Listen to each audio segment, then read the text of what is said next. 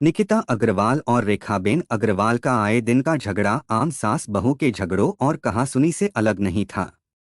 लेकिन यह झगड़ा तब सीमाएं लांघ गया जब सास रेखाबेन ने गर्भवती बहू के गर्भ में ससुर का बच्चा होने का इल्जाम लगाया। जाहिर है कोई भी औरत ऐसा झूठा आरोप नहीं सह सकती। निकिता भी नहीं सह सकी। उसके बाद उसने जो किया वह दिल दहला देने वाला था। आइए जानते हैं पूरी कहानी इस वीडियो में विस्तार से। नमस्कार दोस्तों, मैं विवेक कुमार। क्राइम की कहानी के नए एपिसोड में आप सभी लोगों का हार्दिक स्वागत है। कहानी में आगे बढ़ने से पहले कृपया क्राइम की कहानी चैनल को सब्सक्राइब कर बेल आइकन जरूर दबा लें। तो चलिए आज की कहानी शुरू करते हैं। परिवार में सास बहू के झगड़े सैकड़ों सालों से चले आ रहे हैं। ये विवाद कभी खत्म नहीं हुए और ना ही हो सकते हैं। सास बहू की लड़ाई को टीवी की महारानी एकता कपूर ने सीरियल के रूप में घर घर तक नए रूप में पहुंचाया। संपन्न परिवारों में सास और बहू एक दूसरे को मात देने के लिए कुटिल चालों का तानाबाना बुनती रहती थीं, जिसके चलते टीवी सीरियल की कहानियां लंबी खींचती जाती थीं। अब इन सीरियलों का दौर भले ही खत्म हो गया, लेकिन वास्तविक जीवन में सास बहू के झगड़े जारी हैं। आज भी कोई इक्का दुक्का परिवार ही ऐसे होंगे जहां सास और बहू में आपस में प्रेम प्यार बना हुआ हो। आमतौर पर सास अपनी बहू पर मन मर्जी थोपना चाहती है और बहू आज़ादी चाहती है। विवाद यहीं से शुरू होता है। यह विवाद कभी कभी इतना बढ़ जाता है कि या तो परिवार टूटने की नौबत आ जाती है या फिर अपराध की। कई बार ऐसे किस्से भी सुनने को मिलते हैं जब सास ने अपनी बहू को मार डाला। कभी इसके उलट कहानी भी सामने आती है। यह कहानी गुजरात की राजधानी अहमदाबाद शहर की है। अहमदाबाद के गोता इलाके में स्थित पॉश आवासीय सोसाइटी रॉयल होम्स में फर्स्ट फ्लोर पर बने फ्लैट में रामनिवास अग्रवाल का परिवार रहता है। उनका शहर में पत्थर टाइल्स का बड़ा कारोबार है। बेटा दीपक भी उनके साथ व्यापार में हाथ बटाता है। घर परिवार में मौज थी। केवल 4 सदस्यों के इस परिवार में किसी चीज की कोई कमी नहीं थी। परिवार में रामनिवास अग्रवाल, उनकी पत्नी रेखाबेन अग्रवाल, बेटा दीपक अग्रवाल और बहू निकिता उर्फ नायरा अग्रवाल थे। रामनिवास की उम्र कोई 55 साल है। उनकी पत्नी रेखा करीब 52 साल की थी। बेटा दीपक लगभग 30-32 साल का और बहू निकिता करीब 29 साल की थी। दीपक की शादी 16 जनवरी 2020 को निकिता से हुई थी। निकिता राजस्थान के जिला अजमेर के ब्यावर निवासी सुरेश चंद्र अग्रवाल की बेटी है। रामनिवास भी मूल रूप से राजस्थान के रहने वाले हैं। उनका परिवार पहले पाली जिले में सुमेरपुर के पास जवाई बांध इलाके में रहता था। बाद में रामनिवास व्यापार के सिलसिले में अहमदाबाद चले गए। वहां उनका कारोबार अच्छा चल गया। रामनिवास भले ही गुजरात में बस गए थे, लेकिन राजस्थान की माटी से उनका मोह नहीं छूटा था। इसलिए बेटे दीपक के लिए जब राजस्थान के ब्यावर से निकिता का रिश्ता आया तो उन्होंने घर परिवार देखकर हामी भर दिया।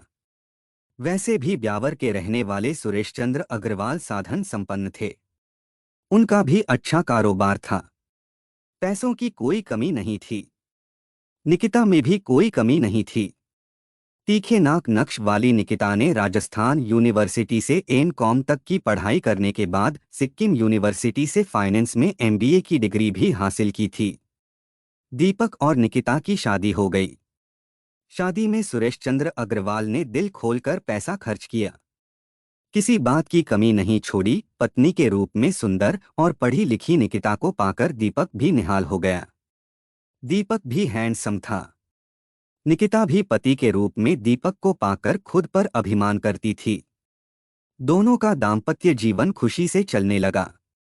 निकिता की भले ही शादी हो गई थी, लेकिन पीहर से उसका मोह नहीं छूटा था।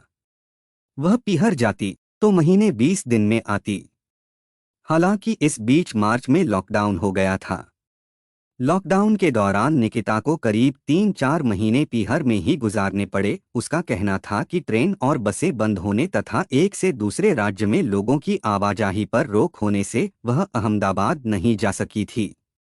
बहू निकिता के ज्यादा समय पीहर में रहने से सास रेखा बेन को कोई सुख नहीं मिल पा रहा था।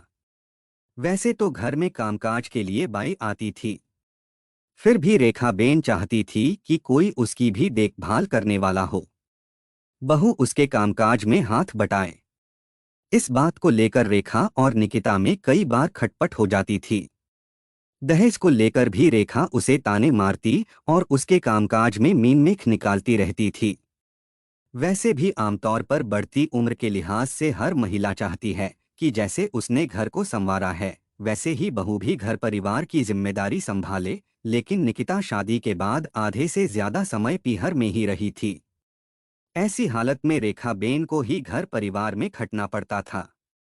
उसी पर पति की जिम्मेदारी थी और बेटे की भी। इसी बीच अक्टूबर के महीने में निकिता के दादा का निधन हो गया, तो वह फिर अपने मायके चली गई। इस बार भी वह मायके में कुछ ज्यादा दिन रुक गई। ससुर और पति ने कई बार फोन किए, तो वह 21 अक्टूबर को अहमदाबाद लौट आई। ससुराल आकर निकिता ने पति और सास को अपने गर्भवती होने की बात बताई। यह सुनकर दीपक तो खुशी से झूम उठा, लेकिन रेखा बेन के माथे पर सिलवटें पड़ गई। रेखा बेन को बहू के गर्भवती होने से कोई खुशी नहीं हुई। उसे शक था कि निकिता के पेट में बेटे दीपक का नहीं बल्कि ससुर रामनिवास का गर्भ है। रेखा बेन को अपने पति पर भी शक था। उसका शक इसलिए भी था कि ससुर और बहू खूब हंस बोलकर बातें करते थे, मोबाइल पर चैटिंग भी करते थे। हालांकि रेखा बेन ने कभी ससुर और बहू को गलत हरकत करते हुए नहीं देखा, लेकिन उसके दिमाग में शक का कीड़ा कुलबुलाता रहता था। रेखा पहले से ही बहू से खुश नहीं थी। इससे सास बहू के झगड़े बढ़ गए। रेखा को जब भी मौका मिलता, वह निकिता को ताने मारने से नहीं चूकती। रोजाना दिन में 2-4 बार किसी न किसी बात पर रेखा और निकिता में कहासुनी हो ही जाती थी। रेखा बहू की शिकायत अपने बेटे और पति से करती तो वह हंसकर टाल देते थे। इस बीच रामनिवास कोरोना से संक्रमित हो गए। उसे 24 अक्टूबर को निजी अस्पताल में भर्ती करा दिया गया। पति के कोरोना संक्रमित होने से रेखा बेन चिड़चिड़ी हो गई। इसके बाद 27 अक्टूबर की रात करीब 8 बजे की बात है। घर पर केवल रेखा और निकिता ही थी। दीपक अपने टाइल्स पत्थर के ऑफिस गया हुआ था। रेखा उस समय रसोई में रात के भोजन की तैयारी कर रही थी। इसी दौरान रेखा अपनी बहू को ताने मारने लगी। रेखा के हाथ में लोहे का एक पाइप था। वह उस पाइप को निकिता के पेट पर धंसाकर कहने लगी, तेरे पेट में ये जो बच्चा है वह मेरे बेटे का नहीं बल्कि मेरे पति का है। सास के मुंह से ऐसी बातें सुनकर निकिता को गुस्सा आ गया। उसने रेखा के हाथ से वह पाइप छीन लिया और बिना सोचे समझे उसके सिर में दे मारा। 50-52 साल की रेखा बेन जवान बहू का विरोध नहीं कर सकी। उसके सिर से खून बहने लगा। वह फर्श पर गिर पड़ी। इसके बाद भी निकिता का गुस्सा शांत नहीं हुआ। उसने पाइप से सास के सीने, पेट और चेहरे पर कई वार किए। पाइप के लगातार हमलों को रेखा सहन नहीं कर सकी। उसके शरीर से कई जगह से खून रिसने लगा और थोड़ी ही देर में उसके प्राण निकल गए। जब निकिता का गुस्सा शांत हुआ तो वह घबरा गई। उसकी सोचने समझने की शक्ति जवाब दे गई थी। कुछ देर बैठकर वह सोचती रही कि अब क्या करे। कुछ देर विचार करने के बाद उसने सास की हत्या को आत्महत्या का रूप देने की योजना बनाई। उसने फ्लैट में ही रेखा के शव पर चादर डालकर उसे जलाने का प्रयास किया। उसे यह नहीं पता था कि इंसान का शव इतनी आसानी से नहीं जलता। शव नहीं जला तो वह हताश होकर अपना सिर पकड़कर बेडरूम में जा बैठी। इस बीच पड़ोसियों ने सास बहू के बीच झगड़े और मारपीट की तेज आवाजें सुनी तो उन्होंने रामनिवास के फ्लैट का दरवाजा खटखटाया, लेकिन निकिता ने दरवाजा नहीं खोला। कई बार घंटी बजाने और कुंडी खटखटाने के बाद भी जब दरवाजा नहीं खुला तो पड़ोसियों ने रामनिवास को फोन किया। रामनिवास अस्पताल में थे। पड़ोसी की बात सुनकर वे चिंतित हो उठे। उन्होंने बेटे दीपक को तुरंत घर जाने को कहा।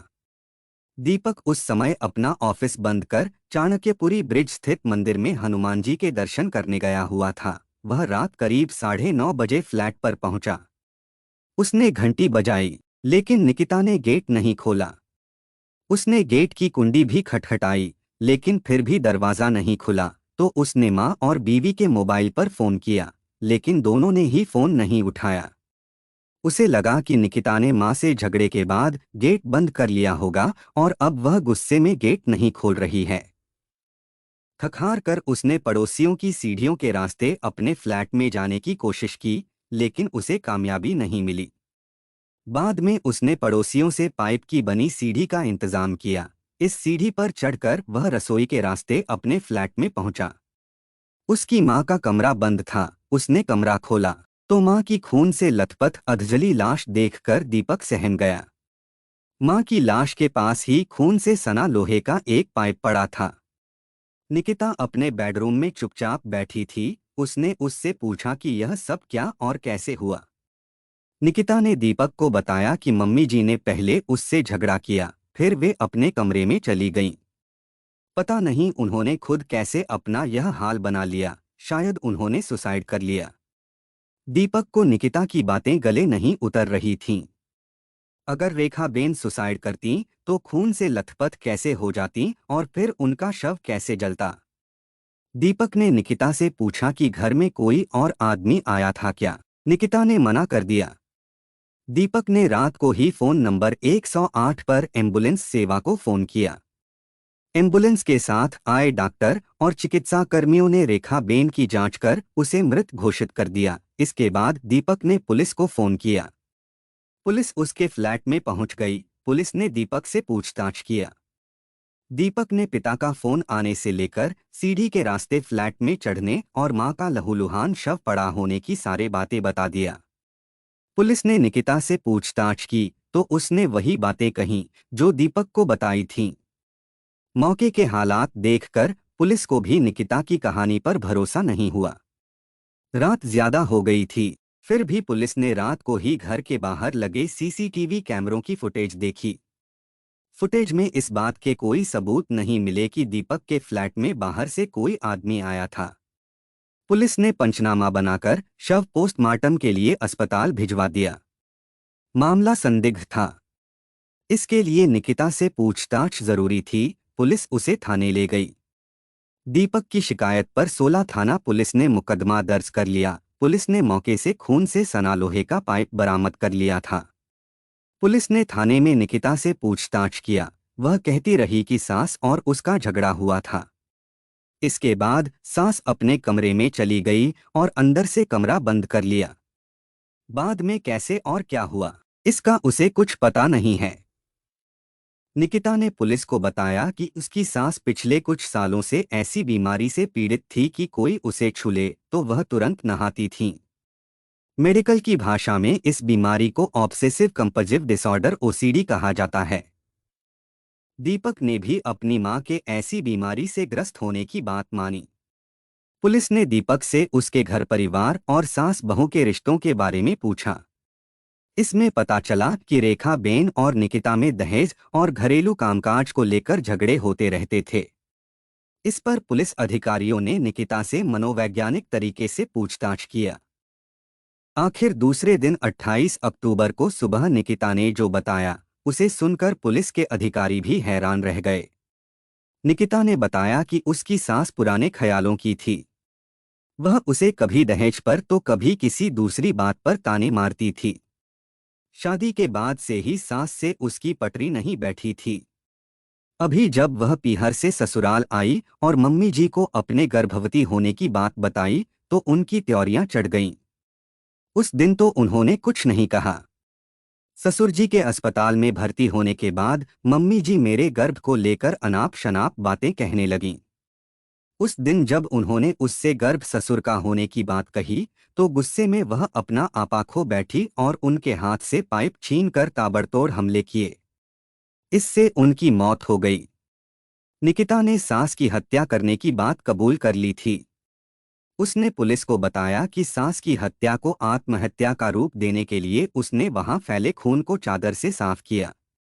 फिर शव पर चादर डालकर आग लगा दी ताकि शव जल जाए, लेकिन शव नहीं जला।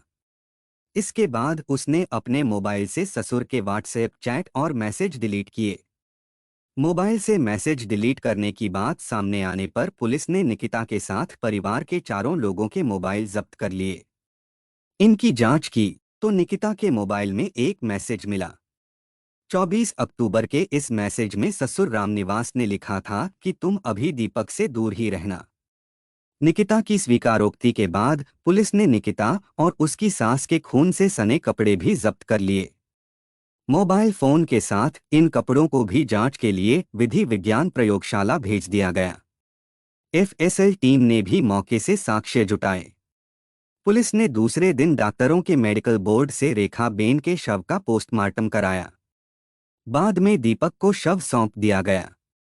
घर वालों ने रेखा बेन का अंतिम संस्कार कर दिया। कोरोना जांच में निकिता निगेटिव मिली। इसके बाद पुलिस ने उसे अदालत में पेश कर रिमांड पर लिया। पुलिस ने निकिता को उसके फ्लैट पर ले जाकर वारदात का सीन रिक्रिएट किया। इस दौरान पुलिस ने यह पता लगाने की कोशिश की कि निकिता और रेखा बेन के बीच झगड़ा कैसे शुरू हुआ होगा। इसके बाद निकिता ने कैसे उसकी हत्या की होगी। सीन रिक्रिएट के जरिए पुलिस ने यह बात जानने की भी कोशिश किया कि क्या निकिता ने अकेले ही सास की हत्या की या इसमें किसी दूसरे आदमी ने भी उसकी मदद किया। हालांकि पुलिस को इस बात का कोई सबूत नहीं मिला। बेटी के हाथों सास की हत्या की सूचना मिलने पर राजस्थान के ब्यावर शहर से निकिता के माता पिता अहमदाबाद पहुंचे। पहले वे समधन रेखा बेन की अंतिम क्रिया में शरीक हुए। बाद में वे 16 पुलिस स्टेशन जाकर हत्या आरोपी बेटी निकिता से मिले। उसे पुलिस हिरासत में देखकर मां बाप के आंसू बह निकले। निकिता भी रो पड़ी। सुबकते हुए उसने अपने माता पिता से केवल इतना ही कहा, मुझसे बहुत बड़ी गलती हो गई। पुलिस ने जांच पड़ताल के दौरान पड़ोसियों से भी पूछताछ किया। उन्होंने बताया कि रेखा और निकिता के बीच आमतौर पर रोजाना ही किसी न किसी बात पर झगड़ा होता था। उस दिन भी उन्होंने दोनों के बीच झगड़े और मारपीट की तेज आवाजें सुनी थीं। इसके बाद ही रामनिवास को फोन किया था। कहानी लिखे जाने तक पुलिस ने निकिता को जेल भिजवा दिया था। पुलिस यह जानने का प्रयास कर रही थी कि क्या निकिता के अपने ससुर से किसी तरह के संबंध थे। हालांकि पुलिस को एक मोबाइल चैटिंग के अलावा इस बारे में दूसरा कोई प्रमाण नहीं मिला। मोबाइल चैटिंग से भी यह बात साफ नहीं होती कि निकिता के ससुर से किसी तरह के संबंध थे। बहरहाल 2 महीने की गर्भवती निकिता अपनी सास की हत्या के आरोप में जेल पहुंच गई। ससुर रामनिवास पर बहू से संबंधों का आरोप लग गया। पति दीपक बीच मंझधार में फंस गया। उसके सामने संकट आ खड़ा हुआ कि वह पिता पर शक करे या पत्नी पर। निकिता के पेट में किसका गर्भ है, यह तो वही जाने। शक की बुनियाद पर एक खाते पीते संपन्न परिवार के रिश्तों में ऐसी दरार आ गई जो जिंदगी भर नहीं पाटी जा सकती। आज की कहानी बस यही तक। अब बारी कमेंट पढ़ने की है। मीरा राय मैम ने कमेंट किया है, बेहद ही दुखद कहानी। हाँ, वजह कुछ और भी हो सकती है। मैम, आपके सपोर्ट और प्यार के लिए दिल से धन्यवाद। कल्पना लिंबू जी ने कमेंट किया है, मैं अरुणाचल से हूँ। ये तो हम लोग के ईटानगर में हुआ है।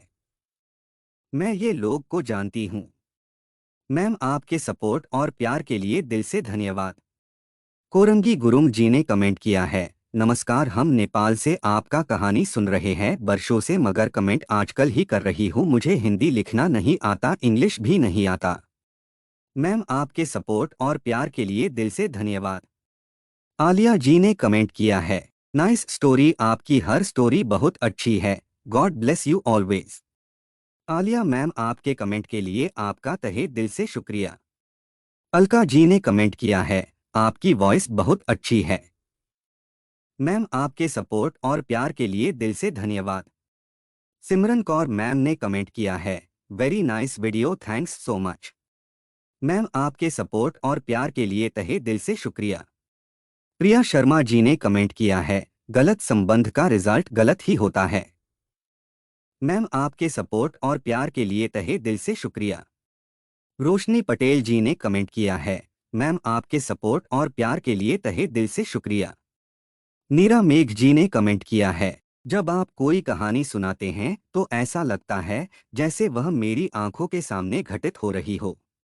आपकी कहानी का वर्णन करना बहुत अच्छा है, धन्यवाद। नीरा जी, आपके सपोर्ट और प्यार के लिए तहे दिल से शुक्रिया। कंचन पटेल जी ने कमेंट किया है, मैम आपके सपोर्ट और प्यार के लिए तहे दिल से शुक्रिया।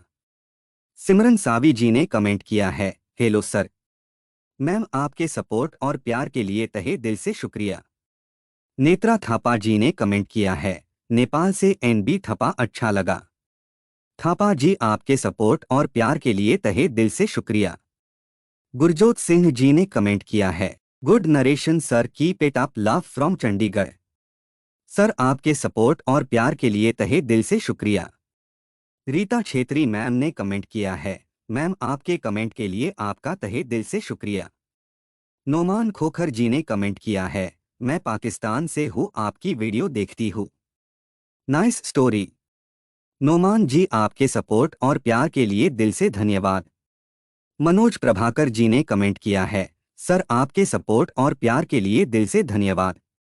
जफर खान जी ने कमेंट किया है, हस्बैंड के साथ ऐसा करने के बाद कैसे खुश रह सकती थी, बच्ची की भी लाइफ खराब की। सर आपके सपोर्ट और प्यार के लिए दिल से धन्यवाद। पोपलिमा लिंबू जी ने कमेंट किया है, oh my God, thank you so much for taking my request into account. I enjoyed it thoroughly even though the story is sad, but well done, women power। Ma'am आपके सपोर्ट और प्यार के लिए दिल से धन्यवाद। रश्मि शर्मा जी ने कमेंट किया है, हेलो सर, अभी राजस्थान के दौसा जिले से घटना घटी है, आप उस पर वीडियो बनाना।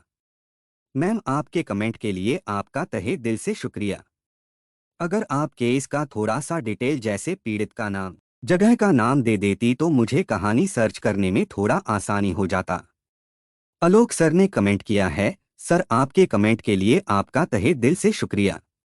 मेरे कुछ भाई और बहन ऐसे भी हैं जो डेली के लिसनर्स हैं, हर वीडियो को देखते हैं और कमेंट करते हैं, जैसे Rakib sir, Rahul Jaykar sir, Narendra Joshi sir, Roshan Dalvai sir, Aarti Chauhan ji, Sarita Rai ji, Nadia Umbar Lodhi ji, Mahesh Rastogi ji और सभी भाई बहनों को शुक्रिया जो मेरे वीडियो को लाइक, शेयर और कमेंट करते हैं।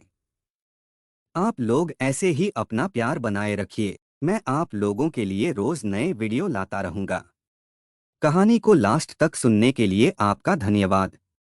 इस कहानी के बारे में अपनी राय कमेंट करके ज़रूर बताइएगा और ऐसी ही अपराध की सच्ची कहानियों के लिए हमारे चैनल क्राइम की कहानी को सब्सक्राइब कर लीजिए। कहानी को लाइक और शेयर ज़रूर करें। धन्यवाद।